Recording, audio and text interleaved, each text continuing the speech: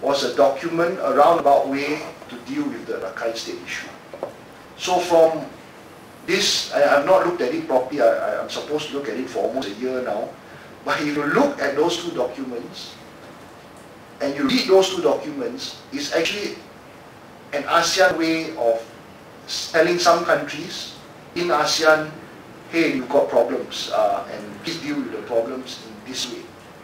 So that entry point is something that we have not explored. I talked about it in Bangkok, I think 2 years ago, but we haven't explored it properly in terms of the Rakhine State. So third, and this may be quite controversial, I postulate that the ASEAN human rights institutions and mechanism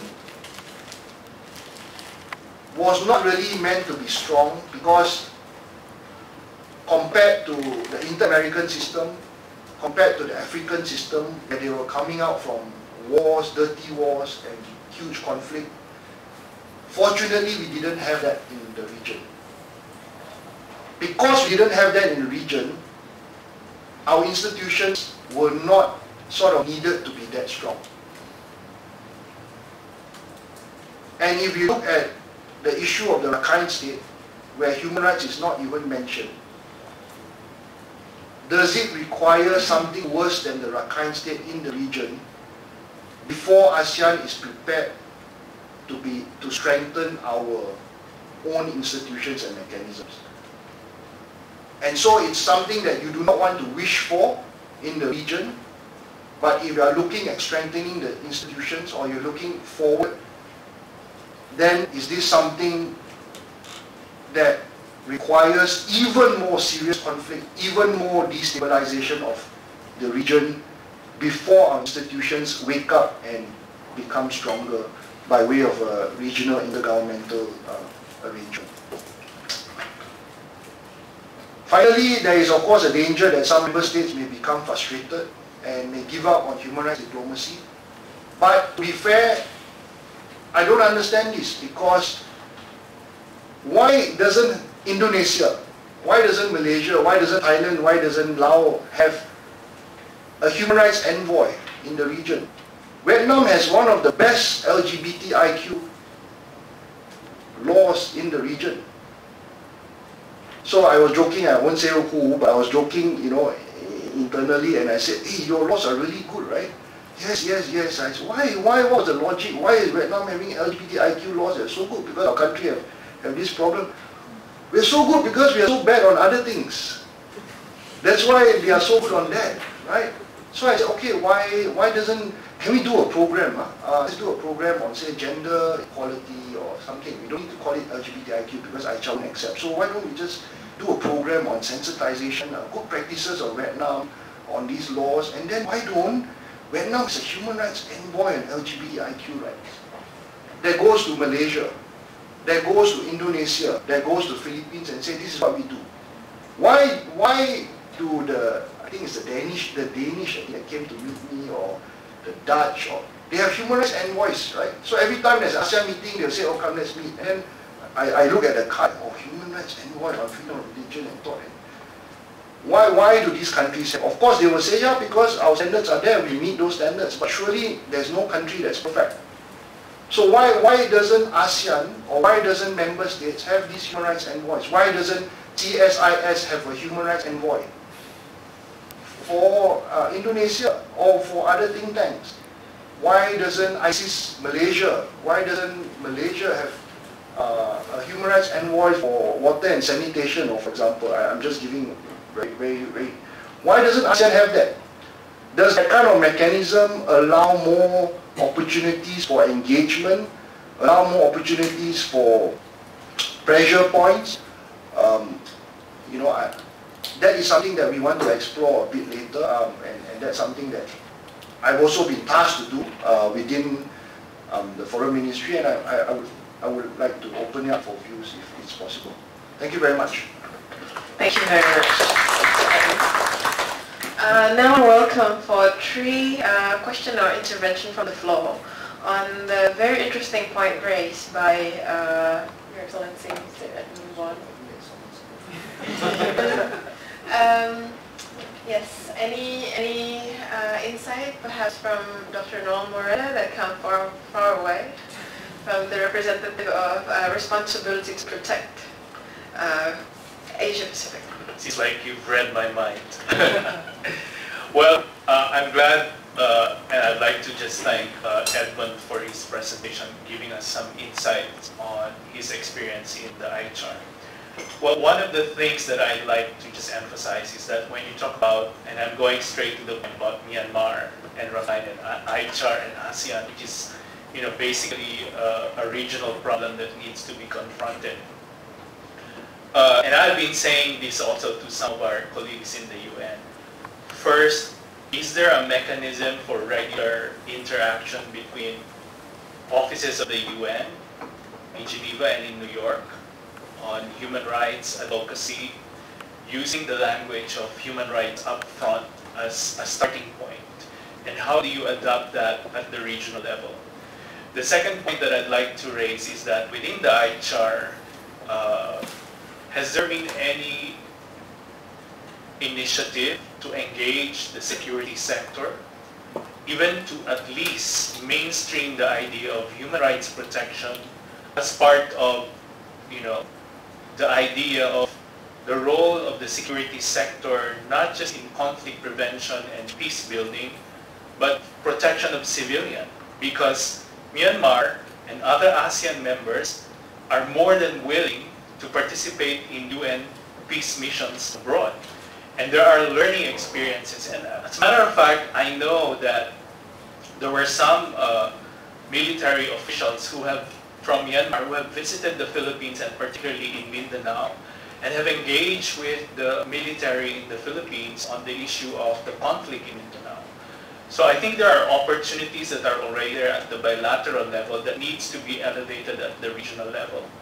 So I think that is one way by which we can also mainstream, because I think the problem with just focusing on the political role of ICHAR is that we should have a more open mind and really engage the security sector to start discussing the role of the security sector in promoting culture of prevention, if we want to really mainstream that ASEAN declaration. The third point I'd like to make is that our work in the center, when we try to advocate responsibility to protect, and many people in the region and across the world have the misconception that R2P is all about intervention.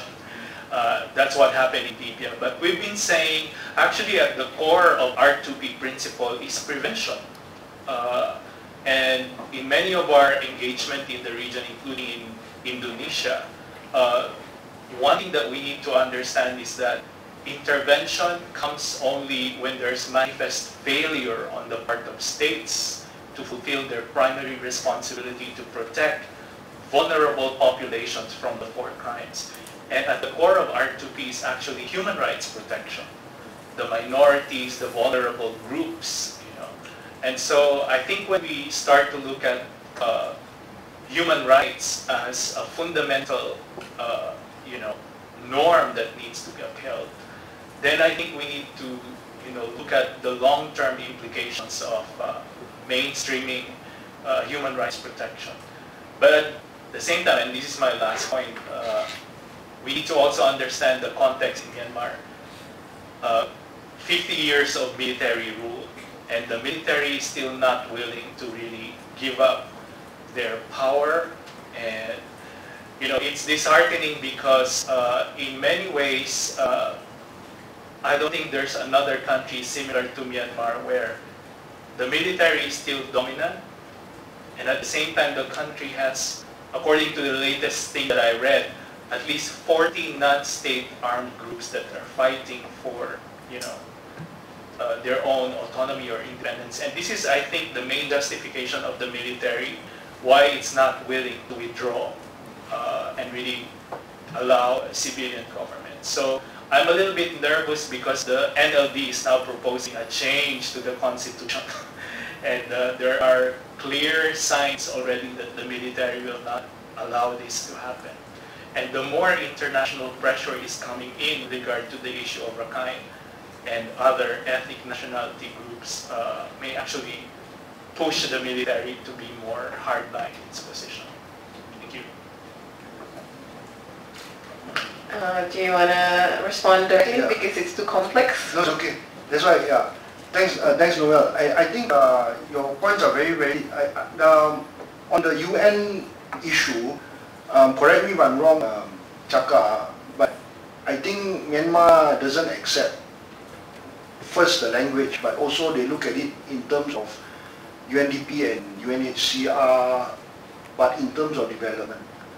So the language with OHCHR, I think, my understanding from my interaction is that the language is not being used because Myanmar is basically saying you give us this thing, we provide the infrastructure.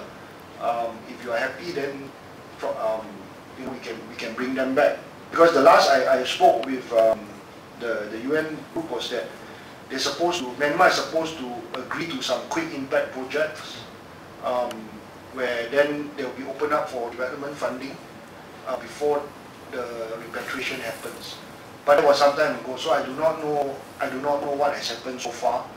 And I think ASEAN will not publicly support the repatriation until the AHA Center does a needs assessment.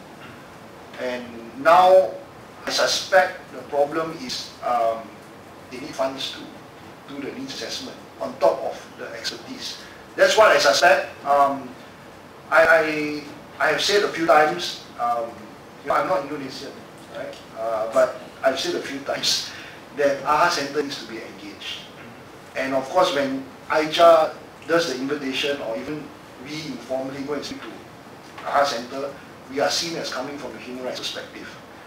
And I've, even with now the current government, I've advised the foreign minister that you may need some, because if I say it very bluntly, when AMM gives the direction to AHA Center, I suspect AHA Center was very surprised in 2016. I think that was the first direction. Because suddenly out of the blue, there's no technical discussion behind the scenes first. This is what we want you to do. And then when the direction was given, I think in Singapore 2017, yeah, I asked at the AICHA meeting with Ibu Dina, I said, I want to have an update report on what AHA Center is doing. AHA Center didn't come for the Singapore meeting, but AHA Center sent the ASEAN Secretariat that was supporting ACDM to come and do a really good PowerPoint slide. I said, what, for 2 years you've just been doing this? You've been delivering aid here, and that's all. And I don't know whether the aid even goes to the...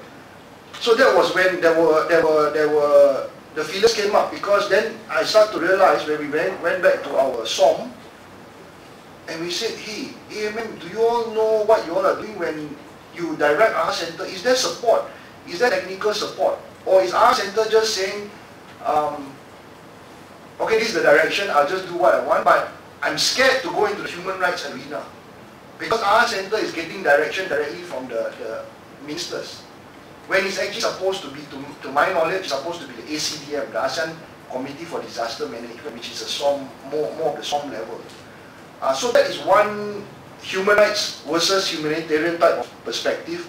I don't see the UN using that language. But your second point about the conflict prevention and engaging the security sector, yes, we thought about it. But can I just ask you, Noel, if you were to do a forum, just give me a name where we can invite some TC and we can invite Myanmar, and Myanmar will agree to have that discussion on the Rakhine State. Just that name. Even to come up with that name is so difficult, because the name cannot be on the Rakhine State. In ACWC, one of the better commissions where they have a bit more leeway to do their own thing, I've been told that during the meetings, when the Rakhine State issue comes up, and when our engagement with them as well came up, the ACWC representatives from some countries would not even let that issue be raised in the meeting. And for AICHA to have been able to push through certain things, even putting on agenda and having a debate even on agenda at our last meeting, was, I think, to a large extent to the credit of the Myanmar representative on ICHA, Ambassador Lamy. He's back at ICHA. He's actually a human rights man. He was for the NHRI in Myanmar. And it's to his credit actually that he has really been very open as much as he could, engaging with us on ICHA. And I hope that there's more opportunities to open up with the new representative. But it really depends on the personality as well. But I think that's a good point. I think perhaps the AMM needs to not only deal with ICHA, but AHA Center, but maybe look into this SOMTC issue. SOMTC already has a lot on their plate, including the trafficking issues and the consensus on the migrant workers stuff.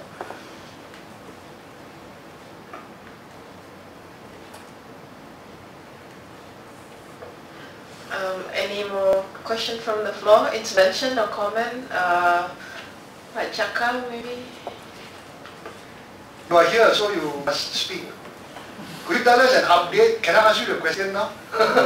What is the update that is possible that you can tell us on the Rakhine State now with the AHA Center? Okay, thank you everyone for the presentation first. Since you put me on the spot, then I have to say something. First on the issue on Rakhine State, I think our center is currently doing the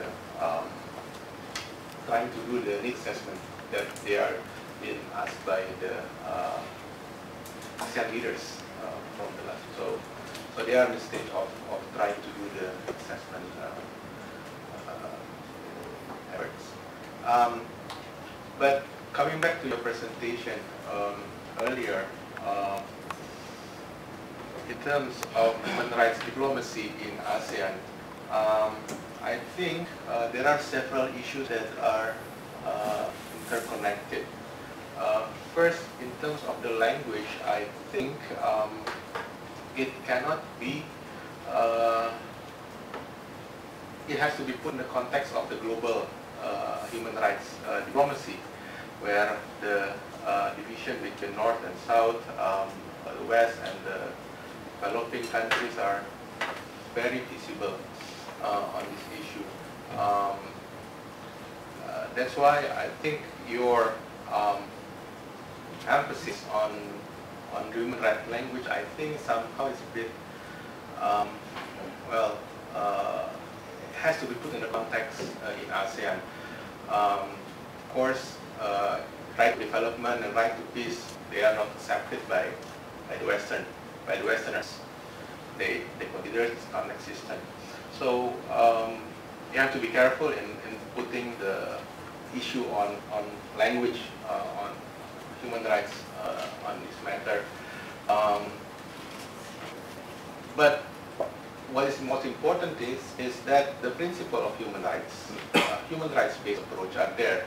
You have said it earlier that in terms of Rakhine, there are some kind of human rights principles, inclusive, transparent, good governance, respect to rule of law. They are what I understand from my background is about human rights-based approach, victim-centered also. So as long as those principles are there, you don't have to really put the language of the full human rights protection there. That's my first point. The second point is about the ICHA itself. It is interesting to know that you mentioned that ICHA has done some 60 plus activities. But in my view, that those, if we can put those activities into dots, they are not interconnected to one another. You may want to put forward the issue of water. You put the issue of judicial system. But then how to connect the dot between the water and judicial? You don't have a big plan, grand strategy for that. So I think that's something that has to be built by ICHA, so that their activities can be related to one another to progress the human rights in a more concerted way. Thank you. Thank you, Pak Chaka from the Indonesian Ministry of Foreign Affairs. Maybe from the Malaysia representative perhaps to think about delivering the human rights envoy. We can see that Malaysia is one of the countries that is most progressive currently. It signed the Rome Statute, and perhaps it would be the leader in human rights development in ASEAN with its new Malaysia, please. Thank you, Fitri.